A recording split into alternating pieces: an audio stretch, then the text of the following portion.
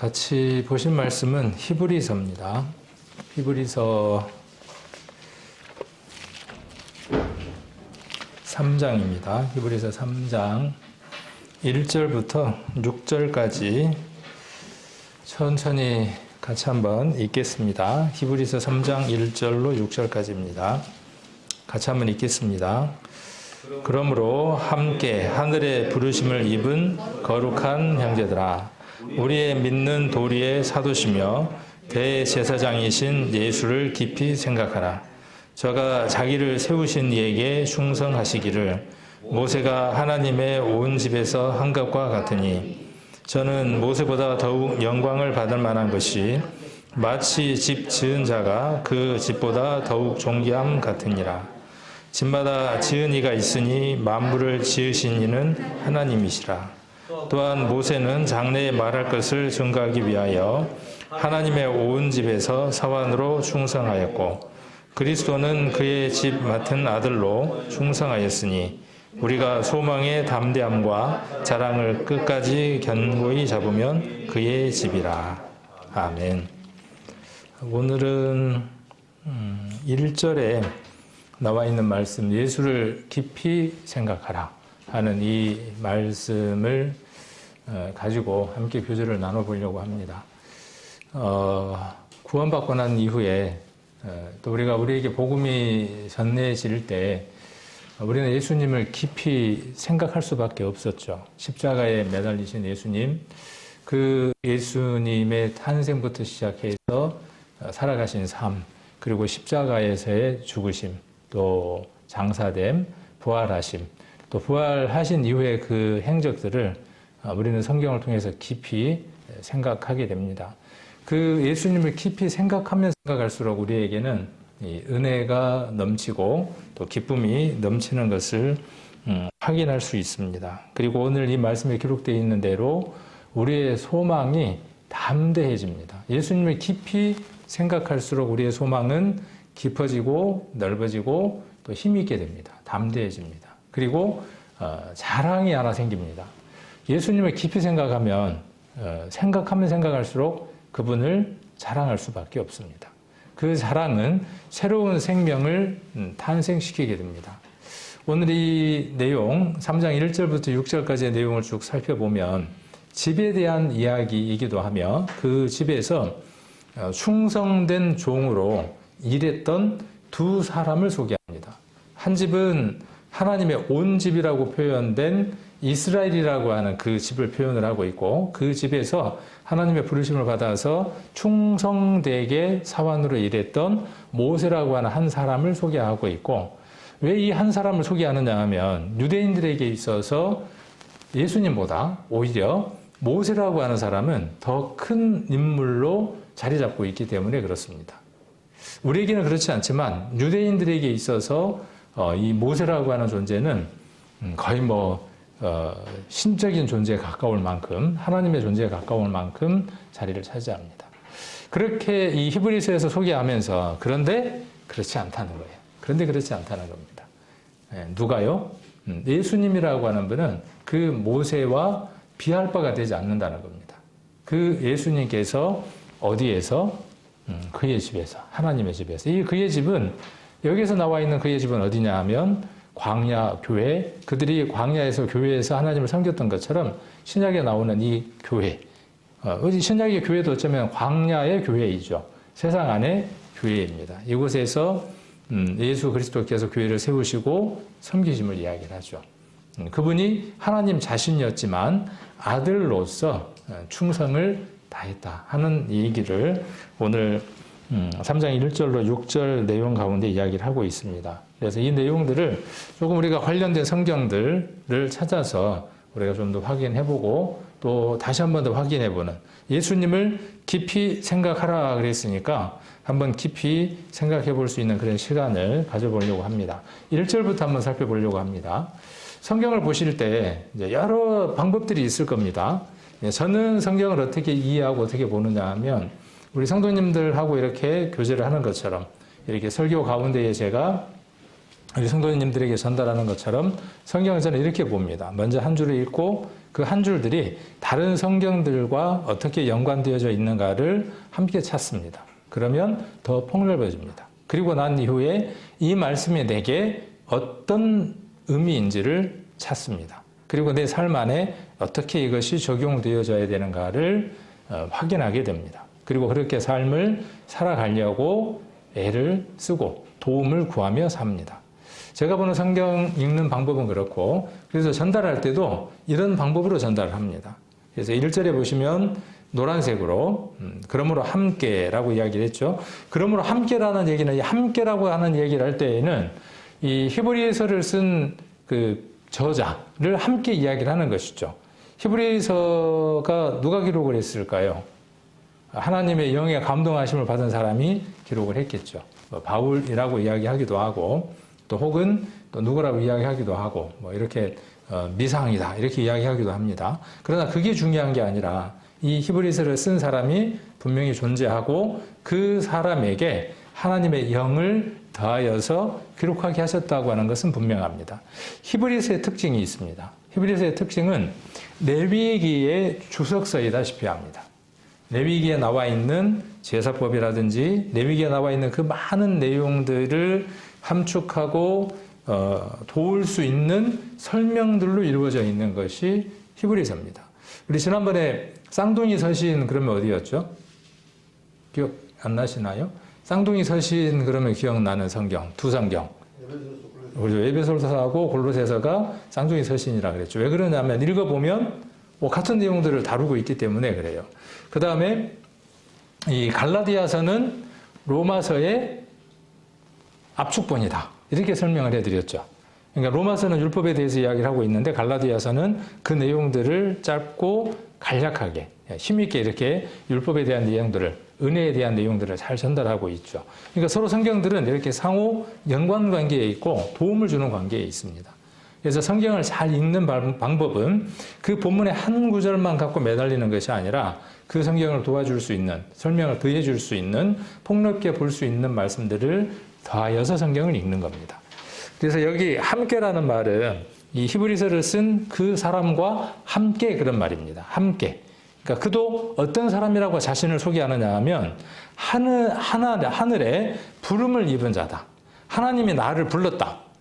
하늘의 부르심이니까 하나님이 친히 나를 어떻게 하셨다. 아무개야 하고 불러주셨다 하는 겁니다. 자, 그리고 누구라고 지금 표현하고 있습니까? 하늘의 부르심을 입은 거룩한 형제예요. 자, 형제는 형제인데 어떤 형제냐 하면 거룩한 형제입니다. 그 다음 또 어떤 형제입니까? 하늘의 부르심을 입은 특별한 형제입니다. 저와 여러분은 형제 자매입니다. 어느 면에 있어서 이 하나님 나라의 기업을 상속받는 면에 있어서는 여성은 없습니다. 그렇죠? 여성의 성은 없습니다. 전부 다 장자입니다. 구원받은 사람은 전부 다 장자, 남성의 성을 가졌습니다. 사랑을 나눈다는 면에 있어서 남성의 성은 없습니다. 오직 여성의 성이라고 하는 신부라고 하는 한 성만 존재합니다. 예수님은 신랑이고 우리가 신부가 되어서 영원한 혼인잔치를 하는 겁니다. 7년 동안 혼인잔치를 하고 영원한 하나님 집에서 살아가는 겁니다. 그래서 이 형제들아라고 이야기했을 때에 교회 안에 있는 자매를 뺐다 이렇게 이해하시면 바른 이해가 아닌 것이죠. 다 공이 우리는 하나님으로부터 하늘로부터 부르심을 받은 자들이에요. 언제 부르심을 받았습니까? 하나님은 언제부터 우리를 부르셨을까요? 우리가 그 음성을 듣기 이전부터, 그렇죠? 우리가 태어나기도 이전, 우리가 모태에서 지음을 받기 이전, 그때부터 하나님 어떻게 하신 겁니까? 우리를 부르시는 거죠. 우리만 부르셨을까요? 그렇지 않습니다. 모든 사람을 부르시는 겁니다. 그 부르심에 응답하고 눈을 맞추고 그분을 향해서 앞으로 나온 자들이 누구냐 하면 저와 여러분입니다. 그리고 우리를 가리켜서 거룩하다 그랬어요. 그러니까 우리가 어떤 사람인가를 우리 스스로 확인할 수 있는 대목이기도 하죠. 거룩한 자이고 그 다음 또 어떤 자이고 하나님의 부르심을 입은 자이고. 성경에, 구약 성경에는요, 하나님의 부름을 받은 사람들은 특별한 사람들로 묘사되어 있습니다. 그렇죠? 누가 그렇습니까? 여기 소개하고 있는 모세가 그렇습니다. 모세는 하나님으로부터 특별히 부름을 받은 사람이죠. 그런데 성경은 뭐라고 이야기를 하느냐 하면 그 모세와 같이 모세처럼 우리는 어떤 사람이라는 거죠? 부르심을 입은 사람들이라는 거예요. 모세를 부르는 그 하나님이 영원 속에 계시는 그 하나님, 모세와 함께 계셨던 그 하나님이 그때 누구를 부르셨느냐 하면 우리도 함께 부르셨다는 거예요. 모세는 응답하고 그 일들을 수행을 했죠. 우리도 마찬가지여야 되겠죠. 그래서 노란색으로 된 것, 3장 1절에서 노란색으로 된 부분에 대한 것들만 먼저 우리가 한번 확인해 보려고 하는 겁니다. 관련된 말씀을. 그래서 디모데 후서 1장 9절을 보시면 하나님이 우리를 구원하사. 하나님 우리를 구원하셨습니다. 어떻게 구원하셨습니까? 세월호가 물에 빠져갈 때 한 사람이 구원을 받았습니다. 한 사람이 구원을 받았습니다. 그 사람은 자기의 구원에 대해서 설명을 할 수 있습니다. 그런데 여기에서 하나님 우리를 구원하사 하는 이 내용은 그 세월호와 다른 구원입니다. 어떤 구원입니까? 영원한 형벌로부터 값을 치르고 우리를 건져내신 그 구원입니다. 이 구원이라고 하는 사전적인 의미에서는 그것과 이것이 같지만 하나님이 이루어 놓으신 이 구원은 전혀 다른 내용인 것이죠. 누구도 할 수 없는 일. 구원하사 거룩하신 부르심으로 부르심은 그렇죠. 거룩하신 부르심으로 불렀어요. 누구를? 우리를. 그래서 우리가 부르심을 입어서 거룩한 형제가 되었어요. 우리는 거룩한 자들이에요. 그래서 우리를 칭할 때 형제 자매라고도 칭하지만 성도라고 칭하는 겁니다. 성도, 거룩한 무리라고 칭하는 겁니다. 자, 부르심은 우리의 행위대로 하심이 아니요 오직 자기 뜻과 영원한 때 전부터 그리스도 예수 안에서 우리에게 주신 은혜대로 하심이라. 그래서 여기 같은 노란색으로 한번 우리가 말씀을 한번 확인해 보고 있는 겁니다. 그 다음 고린도전서 1장 9절에도 그러니까 성경을 많이 보게 되면 매일 성경을 읽게 되면 어떤 힘이 있게 되냐 하면 히브리서 3장 1절을 보면서 그것만 이해가 되어지는 게 아니라 많은 연관된 성경들을 이렇게 짝을 지을 수 있어요. 폭넓어지는 겁니다. 저는 두 개만 오늘 소개를 한 거죠. 이 하늘의 부르심을 입은 거룩한 형제들에 대해서 두 성경만 연결을 지었지만 성경을 많이 읽으신 분들은 더 많은 성경들을 연결 지을 수 있고 더 깊이 이해할 수 있을 겁니다. 자, 너희를 불렀어요. 너희를 불렀습니다. 너희를 불러 고린도전서 1장 9절입니다. 그의 아들 예수 그리스도 우리 주로 더불어 교제케 하시는 하나님은 미쁘시도다. 우리를 불러내신 목적이 어디에 있는가에 대한 또 다른 내용입니다. 하나님 우리를 왜 부르셨느냐? 불러서 뭐 하시려고 우리를 부르셨느냐 하는 겁니다. 예수를 깊이 생각하라. 히브리서 3장 1절에서 이렇게 선언하고 있죠. 명령하고 있죠. 왜 그렇느냐 하는 겁니다. 왜 우리를 불렀나 하는 겁니다. 불러서 부유롭게 살고 하고 싶은 거 다 하고 먹고 싶은 거 다 먹고 세상 사람들처럼 그 모든 것들을 다 누리고 살아가게 하기 위해서 하나님 우리를 부르신 것이 아니다 그 말입니다. 왜 부르셨느냐? 무엇하기 위해서인 겁니까? 여기 그의 아들 예수 그리스도 우리 주로 더불어 교제케 하시는 겁니다. 예수 그리스도를 깊이 생각하는 것은요, 교제하는 겁니다. 옛날에는 중매를 많이 했죠. 중매하게 되면 그 만난 사람을 깊이 서로 생각하면 서로 어떻게 되어지느냐 하면 만나는 시간들이 많아지게 되죠. 교제를 하게 되죠. 자, 더불어 교제하는 겁니다. 우리가 하나님의 부르심을 입어 거룩한 형제가 된 사람들은 어떤 일 가운데 있는 사람들이냐 하면 그의 아들 예수 그리스도 우리 주입니다. 왜 이렇게 길게 이야기됐을까요? 예수님 그러면 끝날 텐데 그의 아들이라는 것 안에 의미가 있고 예수라고 이야기하는 것 안에 의미가 있고 그리스도라고 하는 것 안에 의미가 있고 우리 주라고 하는 것 안에 의미가 있기 때문에 각각의 어떤 강조하고자 하는 내용들의 의미들이 있기 때문에 나열을 했겠죠. 우리 주라 그랬어요. 주라는 말은 무슨 뜻일까요? 그냥 우리 사전적인 의미로 사전적인 의미에서는 말 그대로 주인입니다. 주인. 그러나 성경 속에서의 주는, 신약과 구약 속에서의 주는 누구냐 하면 하나님입니다. 우리의 주인은 누구냐 하면 하나님입니다. 예수님은 하나님이고, 예수님이 나의 주인이고, 하나님이 나의 주인입니다. 그래서 우리가 이 부르심에 거룩한 부르심으로 부르는 이유는 무엇 때문이냐 하면 그 거룩함 속에 계속 이어지는 삶을 살게 하기 위한 겁니다. 예수 그리스도는 거룩하신 분이고 그분과의 깊은 교제가 이루어지게 되면 거룩한 삶들로 이어져 가는 겁니다. 예수 그리스도를 깊이 생각하는 것이 거룩한 삶을 이어가는 비결이기 때문에 그렇습니다. 사람은 두 마음을 품을 수 있죠. 그것이 갈등이죠. 그 두 마음 가운데에 한 마음으로 우리가 결정되어졌을 때에 그때부터 참 은혜가 우리 안에 누려지게 됩니다. 하나님 우리를 모세처럼 또 누구처럼요? 아브라함처럼 부르셨어요. 그렇죠? 모세라고 하는 사람은 한 민족을 어떻게 있습니까? 모세는 한 민족을 이끌어냈죠. 아브라함은 어떻게 있습니까? 아브라함은 한 부족이었죠. 그러나 그 부족이 어떻게 되어져서 한 민족을 이루죠. 그래서 아브라함도 하나님이 불러내셨고 또 누구도요? 모세도 불러내셨습니다.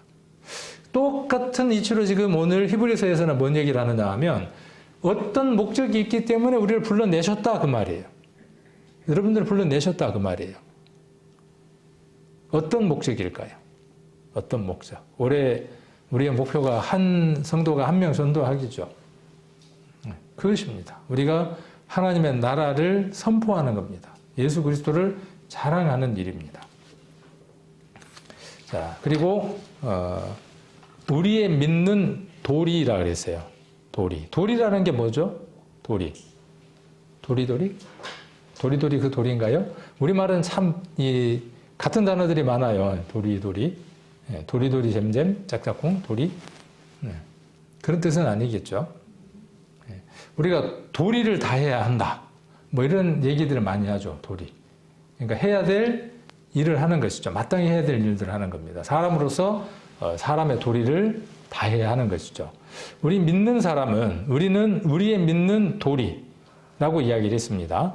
여기 우리 믿는 믿음의 도리라고 이렇게 이야기를 했기 때문에 아까 믿는 사람이 마땅히 행해야 할 바이에요. 자, 이것을 헬라식 언어로 바꾸면 무엇이냐 하면 고백입니다. 고백. 시인입니다. 시인. 그분을 무엇으로서 시인하는 겁니까? 우리의 주로서 시인하는 겁니다. 그런데 여기는 우리 믿음의 도리인, 우리가 고백해야 할 그 모습을 두 가지로 지금 제시를 하고 있는 겁니다. 그분은 우리의 누구이냐 하면 사도다. 그분은 우리의 사도이다. 우리는 그분을 사도로 고백해야 된다.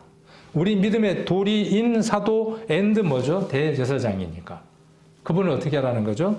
깊이 한번 생각해 보라는 거니까. 사도가 무엇인지를 깊이 한번 생각을 해보고 예수를 깊이 생각하는 것 속에 대제사장이 무엇인지를 깊이 한번 생각해 보라는 거예요. 그래서 쭉 뒤로 넘어가면 이 대제사장에 대한 묵상을 계속해서 진행해 나가죠. 그리고 우리가 9장, 10장에 넘어가서 염소와 송아지의 피로 아니하고 오직 자기 피로 영원한 속죄를 이루사. 그렇게 소개를 하고 있죠. 그 예수님인 대제사장을 깊이 생각하는 것에 대한 내용들을 쭉 이야기를 하고 있습니다. 자, 그것이 우리가 믿는 믿음의 도리예요. 우리가 믿고 있는 내용에 대한 시인이에요. 고백이에요. 사도이시며 라고 지금 이렇게 이야기를 하고 있습니다. 빌립보서 2장 11절입니다. 적어 놓으시고 지금 히브리서 3장 1절에다가 빌 2땡땡 1 11 이렇게 적어 놓고 나중에 이제 히브리서 공부하실 때 보셔도 됩니다. 그래서 모든 입으로 예수 그리스도를 주라는 말은 주인이기보다는 어떤 의미로 받아들여야 된다고요?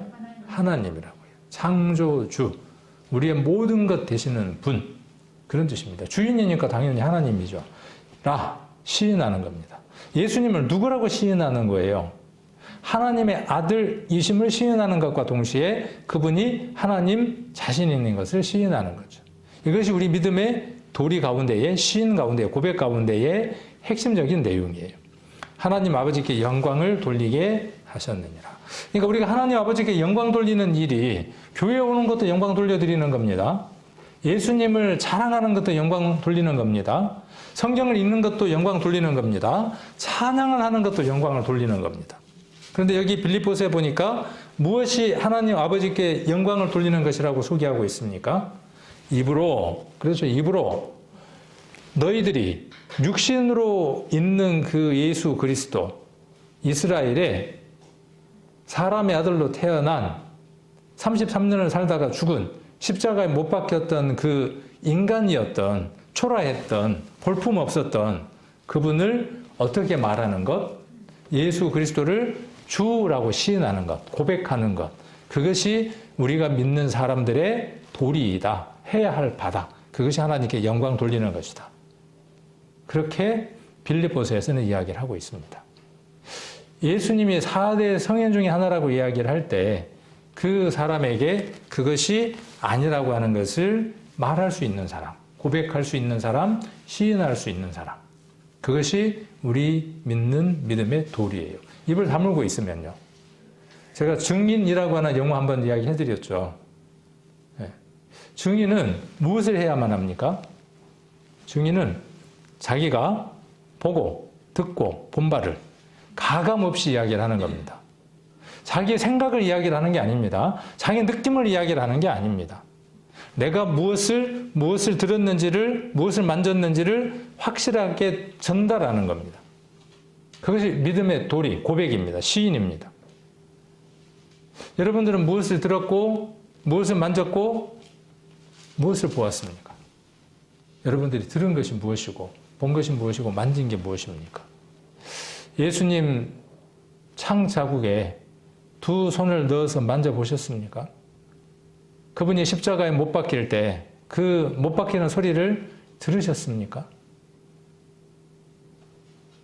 골고다 언덕 위에 하늘과 땅 사이에 높은 곳에 매달렸던 해골이라고 하는 그 언덕 위에 땅과 하늘 사이에 매달렸던 예수 그리스도의 십자가를 바라보셨습니까? 아니면 지금 놔버렸습니까? 지금도 여전히 그 십자가를 바라보고 그 옆구리에 손을 넣어보고 그 못자국 못을 박는 소리가 내게 여전히 들려오는 것, 깊이 생각하는 것, 그것이 우리에게 능력이고 힘이고 전부여야만 합니다. 우리들 마음 가운데 그것으로만 채워져 있어야 합니다. 혹 그것이 아닌 다른 것으로 채워져 있을 때 우리는 어떻게 해야 될까요? 성령의 힘으로, 기도로 그러한 것들이 말씀으로 바뀌어질 수 있도록 해야 하겠죠. 로마서 10장 9절로 10절 말씀은 우리 성도님들 잘 알고 계시는 말씀이죠. 아마 암기도 하고 계실 거예요. 내가 만일 내 입으로 예수를 주로 시인하며, 주라고 제가 일부러 크게 했습니다. 또 하나님께서 그를 죽은 자 가운데에서 살리신 것을 내 마음에 믿으면 구원을 얻습니다. 이게 복음의 가장 키워드입니다. 핵심입니다.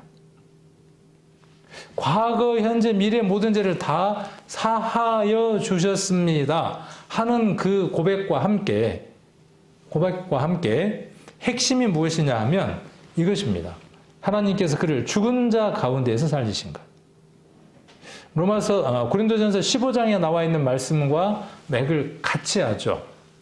그리스도께서는 성경대로, 성경에 기록되어 있는 대로 우리 죄를 대신하여 죽으시고, 바울의 복음의 핵심의 내용입니다. 그리스도가 죽으셨다는 데에다가 초점을 맞추고 있는 겁니다. 죽으셨다. 왜 죽으셨냐는 거예요. 왜 장사됐냐는 거예요. 성경에선 너희 죄 때문이라고 기록하고 있다. 성경은 변하지 않는 객관적인 사실이니까. 자, 그러면 구원이다. 죽은 자 가운데서 살리신 것을 내 마음에 믿으면 구원을 얻는다. 10절 사람이 마음으로 믿어 의에 이르고 입으로 시인하여 구원에 이른다. 그렇게 말씀하고 계시죠. 그래서 입으로 시인하는 이것이 아주 중요한 것입니다. 우리는 간증을 통해서 이걸 듣고 싶어 하죠. 전도 집회 끝나고 나거나 상담 끝나고 나면 이곳에 혹 서거나 교제를 할 때 그분의 입에서 간절히 듣고 싶은 게 무엇이냐 하면 이것입니다. 예수를 주로 시인하는가 하는 것이죠. 입으로 시인하는가 하는 것이. 그랬을 때 저 사람의 영이 나의 영과 동일하게 하나님의 부르심을 받고 거룩한 형제가 되었구나 하는 마음에 합쳐지는 마음이 우리가 생기게 되죠. 자, 그리고 사도라 그랬죠. 우리 믿는 도리의 사도다. 우리가 고백할 때 그분은 누구라고 고백하는 거죠? 예수님은 아까 우리의 주님이시다. 하나님이시다. 그렇게 고백도 하지만 여기 보니까 뭐라고 또 고백도 한다고요? 사도라고 고백한다. 예수님이 사도 맞습니까?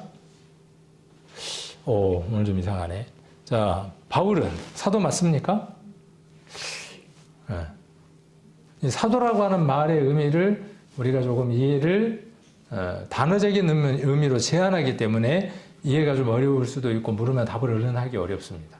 그래서 제가 사도라고 해놓고 제가 이렇게 PPT를 준비할 때 보면 맨 위에가 중요한 내용이어서 굵은 글자로 바꿔놓은 겁니다. 눈치를 채신 분들은 얼른 이렇게 얻어서 집어넣을 수 있어요. 사도라는 말은 뭐냐 하면 보내심을 받은 자라는 뜻입니다. 그러니까 예수님은 보내심을 받은 자예요. 자, 그래서 누구를 지금 같이 대비해서 설명을 하느냐 하면 지금 히브리서 3장 1절로 6절은 모세라고 하는 인물과 예수님을 지금 같이 이렇게 쭉 끌고 나가면서 설명을 하는 거예요. 모세 너희들 잘 알지? 잘 알지 그럼. 근데 모세라는 사람은 어떤 사람이었어? 사도였잖아. 응? 아니었다고요. 그들은 그 말을 들을 때 어떻게 들었다고요? 맞아. 모세는 하나님으로부터 부르심을 받은 자이지. 그렇게 이해를 했다고요. 그런 것처럼 누구도 예수님도 그렇게 이해를 했다는 겁니다. 자, 출애굽기 3장을 한번 보겠습니다. 출애굽기 3장. 그러니까 이 히브리서를 읽고 히브리서를 들었던 유대인들, 이 히브리서니까 이 글을 읽었던 독자들, 대부분 유대인들이었겠죠? 혹은 구원받은 교회 성도였을 거 아닙니까? 그들은 이 내용을 읽으면서 자연스럽게 어디를 떠올릴 수밖에 없다고요? 성경을 많이 읽은 사람들은 성경을 떠올릴 수밖에 없죠. 그래서 어디를 또 올리게 되느냐 하면 출애굽기 3장 10절을 떠올릴 수밖에 없죠. 여기 있지만 한번 찾아서 같이 한번 읽어보겠습니다. 3장 10절. 이제 내가 너를 바로에게 보내어 너로 내 백성 이스라엘 자손을 애굽에서 인도하여 내게 하리라. 이 10절에다가 그대로 누구를 오버랩을 시키느냐 하면 예수님을 그대로 오버랩을 시키면 동일한 거예요. 그러니까 모세는 예수 그리스도의 예표입니다. 예수님이 하실 일들을 미리 이스라엘 백성들을 통해서 보여주신 예표이에요. 모세는 예수 그리스도의 예표입니다. 그러므로. 자, 그래서 내가 너를 누굽니까? 모세를 바로에게 보내요. 바로에게 보내요. 너로 내 백성 이스라엘 자손을 애굽에서 인도하여 내게 하리라. 이렇게 이야기를 하고 있죠. 그래서 모세는 어떤 사람이라는 것을 그들은 잘 알고 있습니까? 보냄을 받은 자라는 사실을 잘 알고 있다는 거죠. 누가 보낸 사람이에요, 모세는? 하나님이 보낸 사람이라고 하는 것을 잘 알고 있다는 거죠. 사도라고 알고 있다는 거예요. 사도. 이렇게 지금 이야기를 하고 있는 겁니다.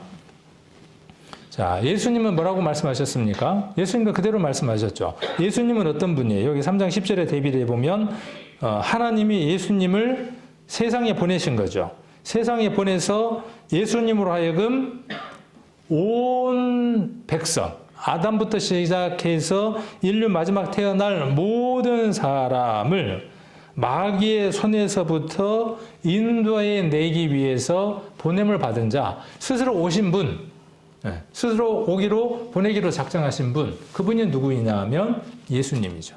그러니까 예수님도 누구입니까? 사도입니다. 보내심을 받은 자예요. 자, 요한복음 4장 34절, 6장 29절인데 예수께서 이르시되 나의 양식은 나를 보내신 이의 뜻을 행하며 그의 일을 온전히 이루는 이것이니라. 예수님은 잡수시는 것, 예수님이 배불렀던 것, 예수님이 포만감을 느끼셨던 것, 무엇이었다고 예수님이 스스로 말씀하고 계시느냐 하면 보내신 이의 뜻을 행하는 겁니다. 그러니까 예수님이 십자가에 못 박히실 때 육신적으로 우리가 보기에는 어때요? 배고픈 모습이에요. 비참한 모습이에요. 그러나 예수님은 어떻게 생각하셨다고요? 이것이 나의 먹을 양식이라고 생각하셨다고요. 즐거움으로 그 일을 감당하셨다고요. 자, 그리고 6장 29절에 예수께서 대답하여 가라사대 하나님의 보내신 자를 믿는 것이 하나님의 일이니라. 우리가 하나님 일을 해야만 합니다. 우리는 하나님의 일을 하는 자입니다.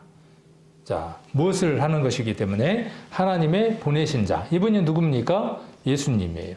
그래서 사도라고 이야기를 했습니다. 사도, 그러니까 우리가 뭘만 딱 한정 짓습니까? 그 예수님의 12 제자들, 그 이후에 복음을 전했던 그 사람들, 몇몇 사람들로 한정하니까 어때요? 어떻게 예수님이 그렇게 낮은 그런 모습으로 사도라고 지칭을 할 수 있어? 그러나 그렇지 않습니다. 그러면 우리는 어떨까요? 우리는 보냄을 받은 자일까요? 아니면은 보냄을 받지 않는 자일까요? 실로암이라고 하는 그 연못의 이름도 마찬가지죠. 그래서 그런 모든 내용들이 무엇을 다 이야기를 하고 있느냐 하면 이런 보내심을 받은 자에 대한 내용들을 말하고 있습니다. 요한복음 17장을 한번 찾아보겠습니다. 요한복음 17장 한번 찾아보겠습니다.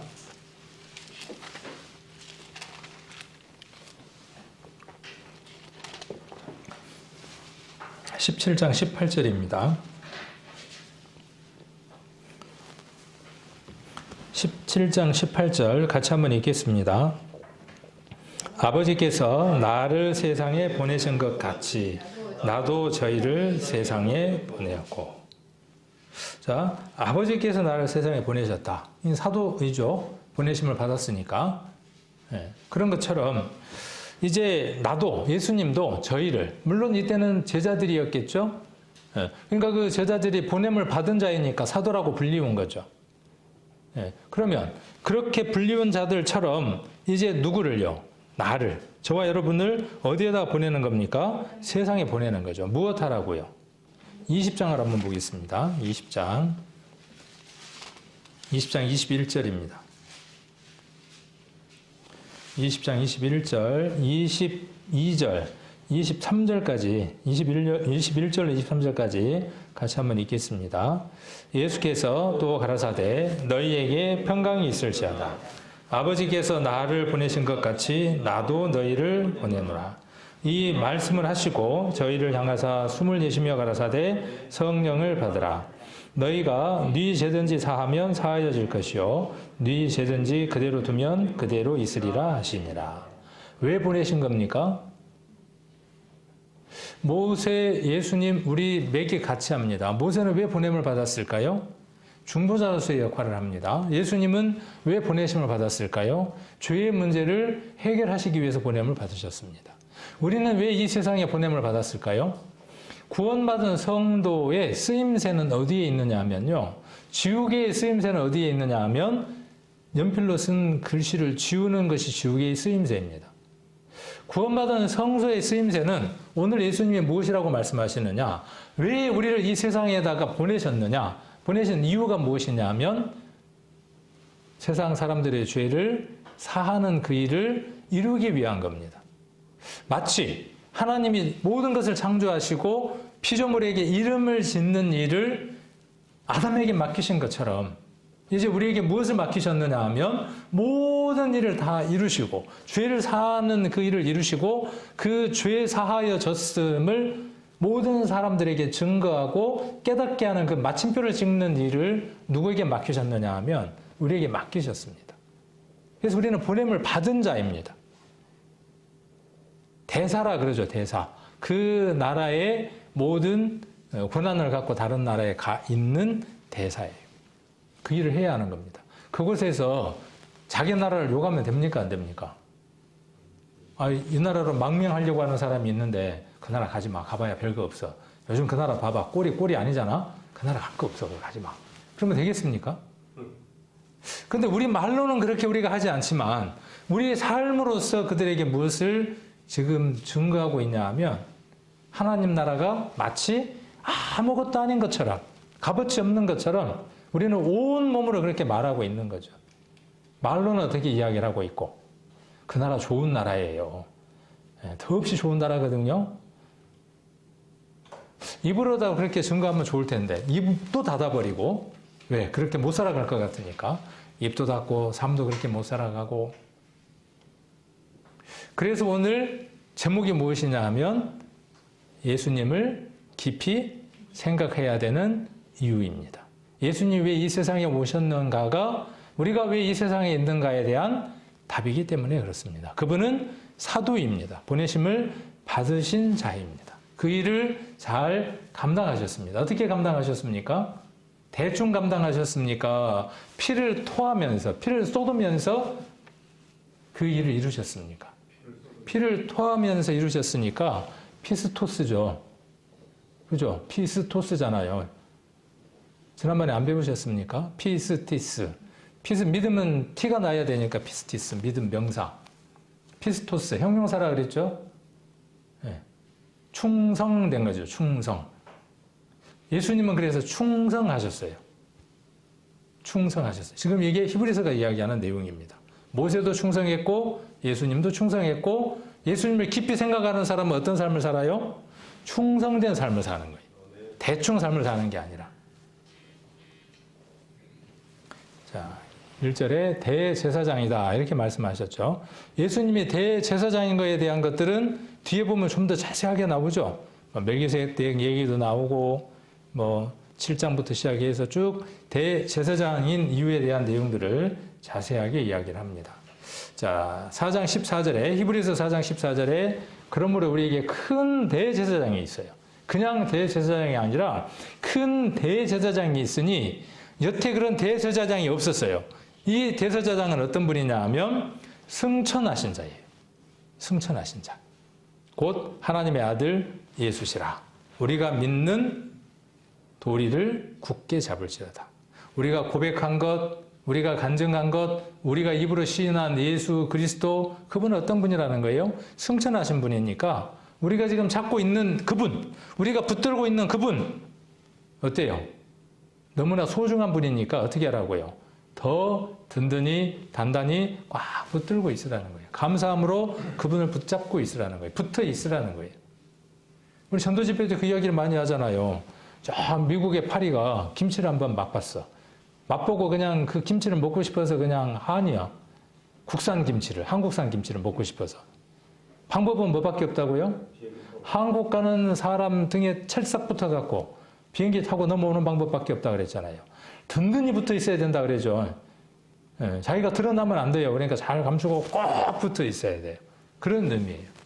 굳게 붙으라는 말, 굳게 잡으라는 말은 그런 의미입니다. 2장 17절에 그러므로 저가 범사의 형제들과 같이 되심이 마땅하도다. 이는 하나님의 일에 자비하고 여기 뒤에는 같이 읽어보겠습니다. 충성된 대제사장이 되어 백성의 죄를 구속하려 하심이라. 충성된 대제사장이에요. 여기 똑같이 피스토스예요. 그 단어를 썼습니다. 똑같이 피스토스라는 단어를 썼어요. 이 구절 지난번 설교 때 들었는데 충성이라는 이 단어 들었는데 기억나십니까? 안 나십니까? 아시죠? 네. 자, 그래서 백성의 죄를 구속하기 위해서 충성되이 대제사장의 직임을 감당하셨어요. 그러니까 예수님을 깊이 생각하는 것 속에 보내심을 받은 것, 그분이 보내심을 받아서 백성의 죄를 구속하는 그 일을 다 하셨던 것들을 우리는 깊이 생각하는 거죠. 날마다 생각하는 거죠. 매 시간마다. 그러면 우리는 그분의 충성을 닮아가는 겁니다. 2절에 저가 자기를 세우신 이에게 충성하시기를, 그죠? 예수님이 하나님에게, 자기를 세우신 이에게 충성하셨어요. 어떻게 해요? 모세가 하나님의 온 집에서 한 것과 같으니. 그렇죠? 모세가 40세에, 그리고 80세에. 그렇죠? 그 40 단위로 해서 어떠한 일들이 있었는가. 그리고 다시 40년을 120세가 될 때까지 성경은 그 내용들을 기록하고 있죠.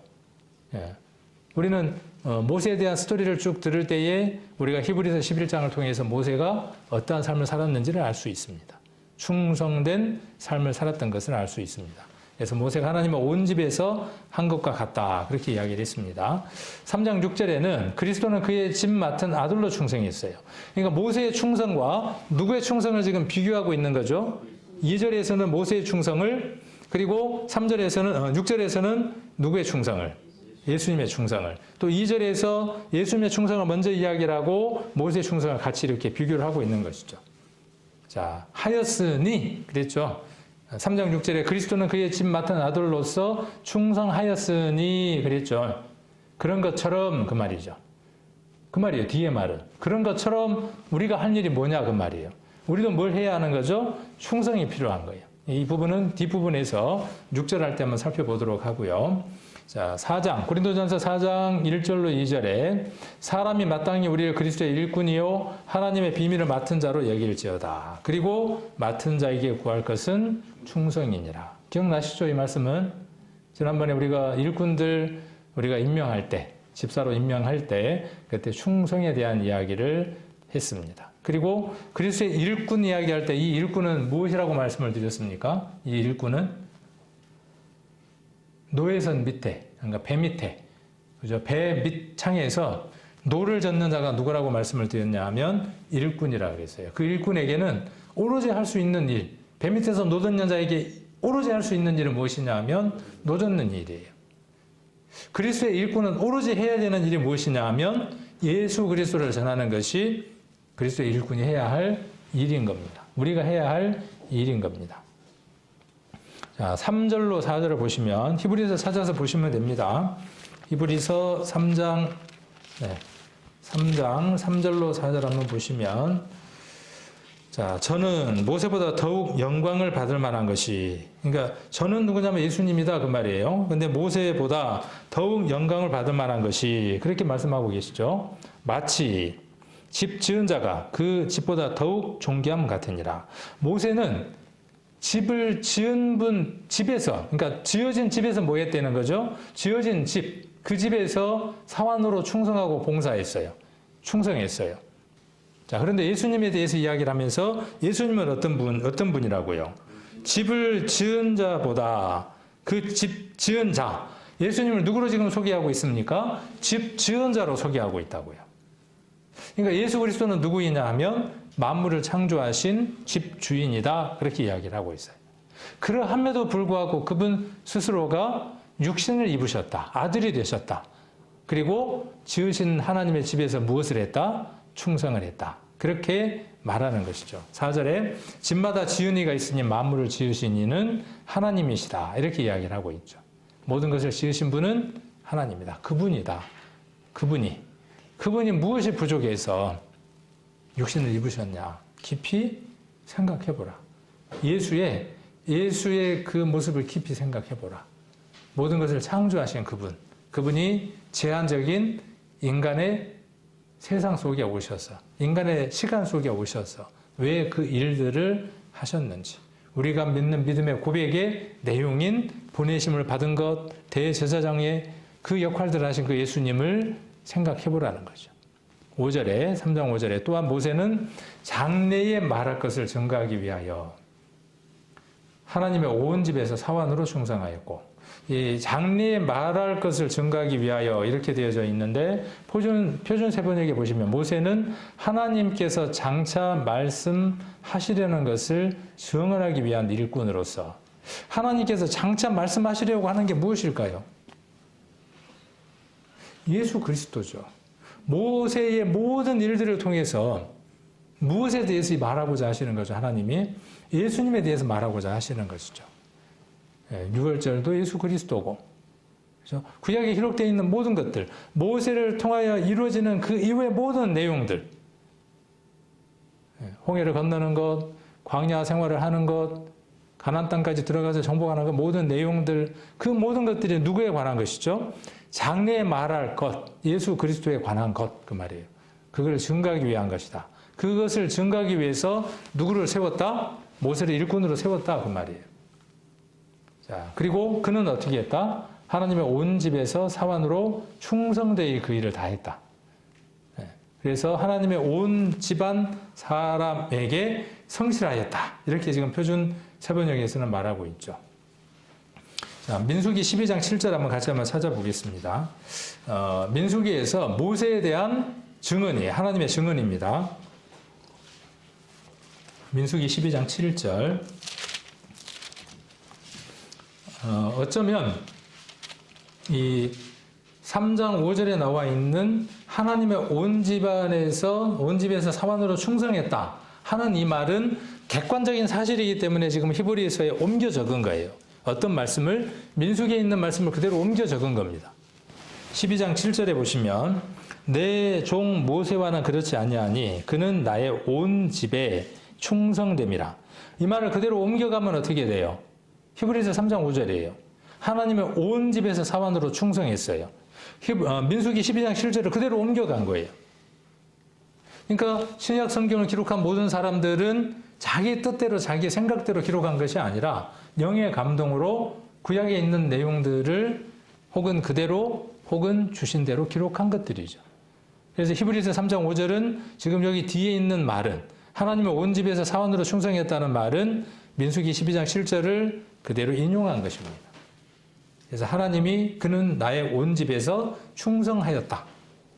그렇게 증언했던 내용을 옮겨 적은 것을 볼 수 있습니다. 그러면 모세가 그렇게 충성했듯이 누구도 충성했다고요? 예수님도 충성했다는 거예요. 그러면 그 히브리서를 쓴 사람 우리에게 이것을 읽게 하는 이유는 어디에 있을까요? 우리가 이걸 읽으면서 우리는 무엇을 생각을 해야 할까요? 아, 모세는 충성되게 살았어. 예수님도 충성을 다해서 피 흘리기까지 우리 죄를 다 용서해 주셨어. 감사합니다. 아멘. 그게 끝입니까? 그게 아니라 고린도전서 4장 1절에 기록되어 있는 대로 사람이 마땅히 우리를 그리스도의 일꾼이요 하나님의 비밀을 맡은 자로서 여길지어다. 그랬고 2절에 무엇이었어요? 네. 고린도전서 4장 2절. 일부러 뺐습니다. 제가. 실수로 뺀 게 아니고 일부러 뺐어요. 맡은 자에게 구할 것은 충성이. 누가 맡았습니까? 모세가 맡았습니다. 또 누가 맡았습니까? 예수님이 맡았습니다. 우리도 부르심을 받은 자라 그랬죠. 사도입니다. 맡겨졌습니다. 우리에게 구하시는 게 뭘까요? 충성이에요. 뭘 맡았습니까? 하나님의 비밀, 예수 그리스도를 맡았어요. 그런데 충성되이 예수 그리스도를 말하고 증거하고 자랑하고 살아가지를 못해요. 누가 그렇게 작전을 짜서 우리를 그렇게 끌어가는 겁니까? 사단이. 사단이 그런데 간혹 억울할 때가 있어. 내비뒀는데 자기 혼자 지금 그렇게 못하고 있거든요. 사단은 아무것도 안 했어. 손도 안 댔어. 근데 자기 혼자 그러고 있는데 사단 핑계를 대니까 사단이 뭐라고 이야기를 하냐면 억울해 죽겠다고 지금. 자기는 아무것도 안 했는데. 죽으들 혼자 그래 놓고는 내 탓을 한다고. 억울할 판이에요.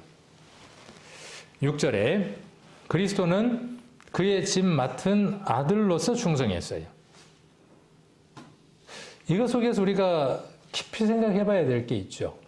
하나님은 하나님 자신이면서 그 모든 것들을 계획하시고 그 계획된 모든 일들을 행하시기 위해서 피를 토하기까지 마지막 피 한 방울까지 흘리시기를 마다하시지 않았어요.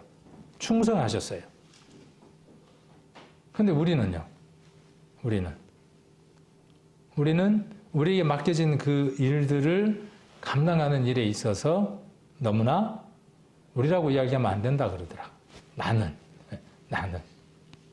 너무나 게으르고 너무나 인색하고 그런 면들이 있지 않는가 한번 생각해 보라는 것이죠. 충성하였으니 이렇게 이야기를 합니다. 그래서 견고히 잡으면이라고 이야기를 했어요. 견고히 잡으면 그의 집이라 그랬어요. 4장 14절에도 그러므로 우리에게 큰 대제사장이 있으니 아까 읽었죠. 승천하신 자 곧 하나님 아들 예수 그리스도라. 우리가 믿는 도리를 굳게 잡는 거예요.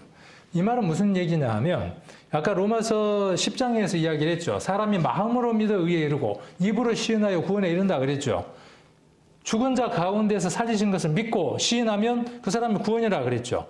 그때 어떻게 했습니까? 고백했습니다. 그때 시인했습니다. 믿음의 도리가 생겼습니다. 그 믿음의 도리가 그날 그런 것이 언제까지 유지돼야 돼요?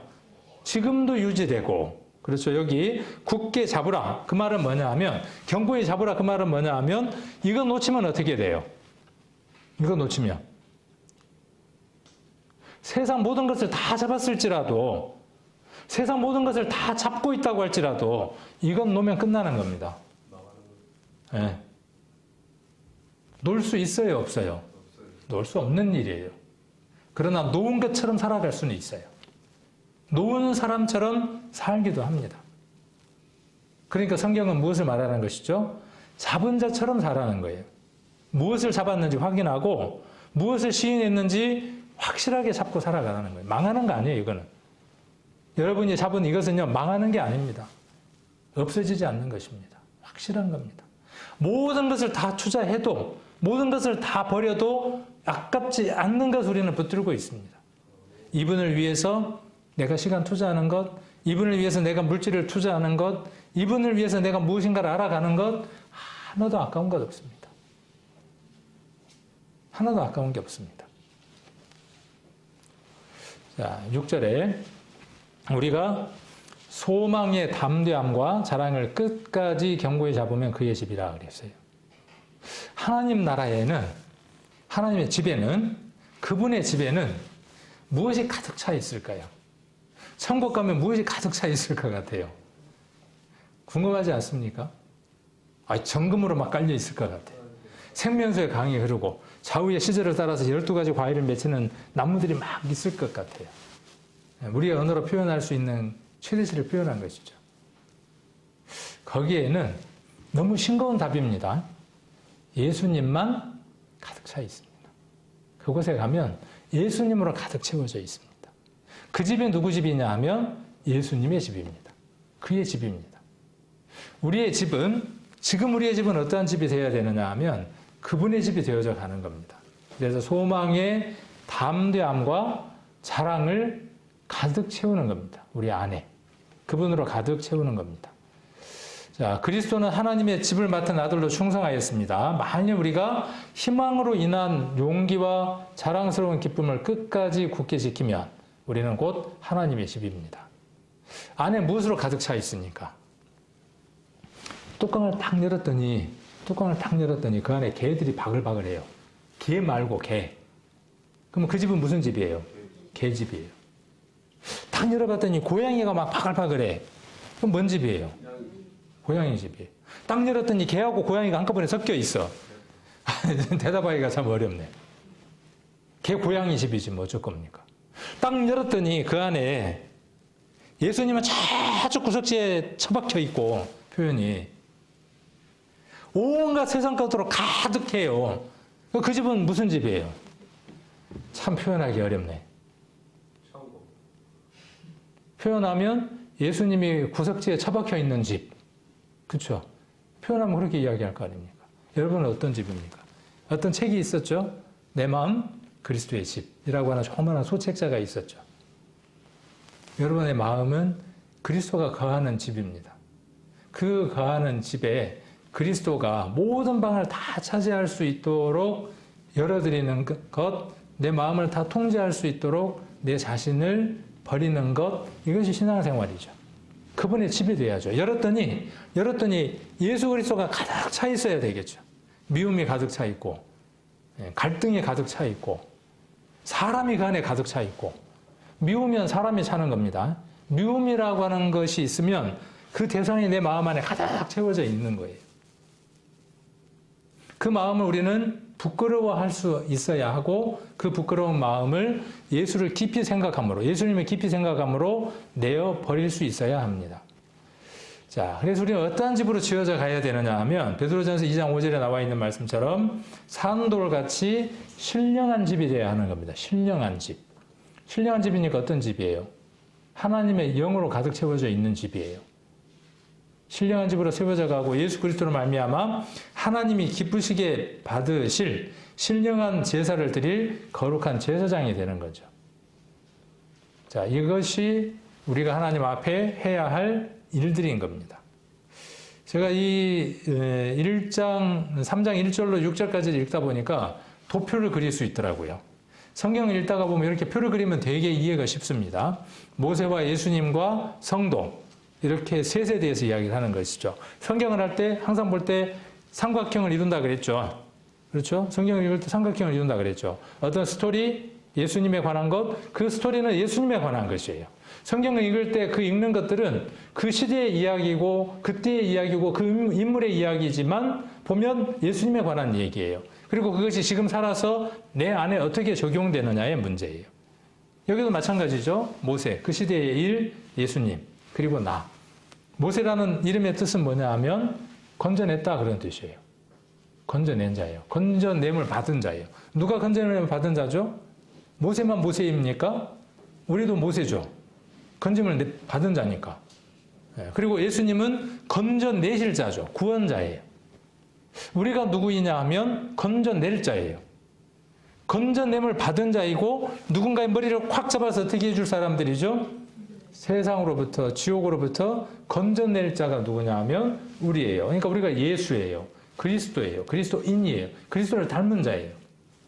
자, 그리고 바로에게 보냈고 예수님은 세상에 보냄을 받았고 우리도 세상에 보냄을 받은 자입니다. 모세는 중보자였어요. 이스라엘 민족을 중보하는 자였고 예수님은 모든 사람의 모든 인생들의 중보자이며 대속물이셨어요. 그리고 우리도 우리를 대속물로 내어주는 거죠. 아까 신령한 제사를 드릴 수 있는 제물로서 우리를 내어놓는 거죠. 제사장입니다. 그리고 모세는 사환 종이었고 예수님은 아들이었고 우리는 아들과 종으로서 그런 모습으로서 우리가 살아가는 것이죠. 하나님 온 집이라고 되어 있고 예수님은 그의 집. 그리고 그분께서 무엇을 만드셨느냐 하면 교회. 그의 머리를 둘 곳을 만드셨어요. 머리 둘 곳 없다 그렇게 예수님 말씀하셨지만 후에 교회가 그분의 머리 둘 곳이 되었죠. 우리가 그의 지체가 되어졌습니다. 우리는 교회에서 이제 그 신령한 집들을 완성시키는 자로 있습니다. 우리가 한 사람을 구원받게 만들면 몸이 형성되어 가는 겁니다. 마지막 몸이 형성되면 교회는 들림을 받겠죠. 자, 그리고 충성했습니다. 우리도 필요한 게 충성입니다. 자, 그래서 장래에 말할 것을 증거하는 자였고 예수님은 비밀을 말하는 자였어요. 하나님 나라의 것들을 말하는 자였고 우리도 예수 그리스도를 말하는 자입니다. 우리가 해야 할 일들이 이 일들입니다. 히브리서 10장을 한번 보겠습니다. 히브리서 10장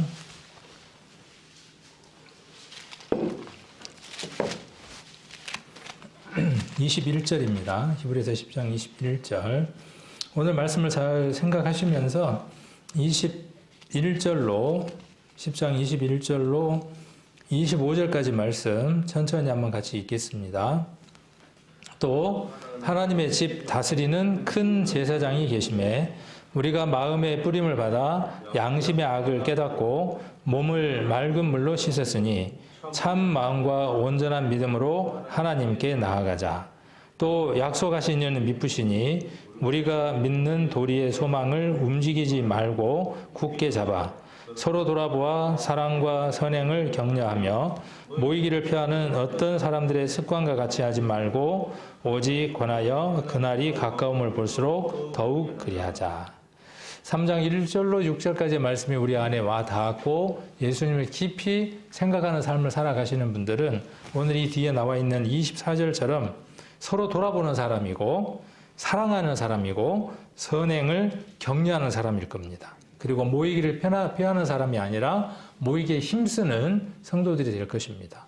그래서 수요 모임, 금요 모임, 또 주일 모임을 우리 성도님들이 권할 수 있는 그리고 우리 성도님들 자신들이 이 모임들을 통해서 예수님을 깊이 생각함으로 말미암아 더 성장하고 더 큰 기쁨 속에서 살아감으로 예배를 귀하게 여기고 예배에 함께 동참할 수 있는 그런 것들을 권할 수 있는 우리 귀한 성도님들 되시고 남아있는 주일까지의 시간들 속에서 예수님을 더 깊이, 더 많이 묵상하고 생각하는 그런 귀한 시간 가지시면 좋을 것 같습니다.